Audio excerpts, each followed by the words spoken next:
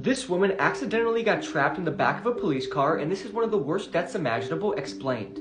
This was 56-year-old Clara Paulino, and her husband was a longtime Miami police officer.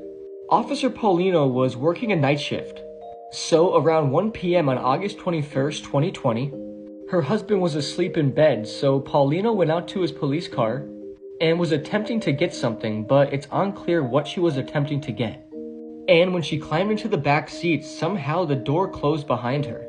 I don't know if you've ever been in the back of a police car, but because arrestees always try and escape, they have mechanisms not allowing anybody to get out of the back seat, and it automatically locks from the inside. So Clara was completely trapped. And it was a blistering 95 degrees outside that day. Clara didn't have her cell phone either, and her husband was asleep.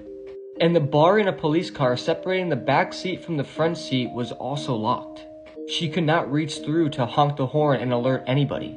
So she sat in the back of this police car struggling to get out. She was banging on the windows, and they could tell she was because when they found her, she had bruises all on her wrists and hands.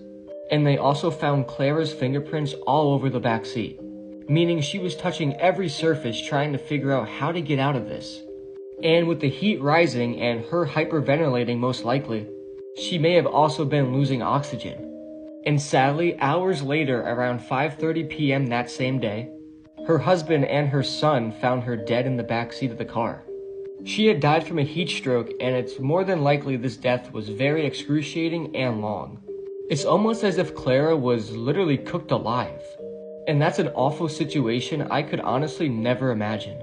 Just imagine being that helpless in the back of the car when the heat is 95 degrees and likely knowing I'm going to die from this. This is absolutely horrifying, and I also wonder who shut the door. Or how did it shut? Nonetheless, rest in peace to Clara.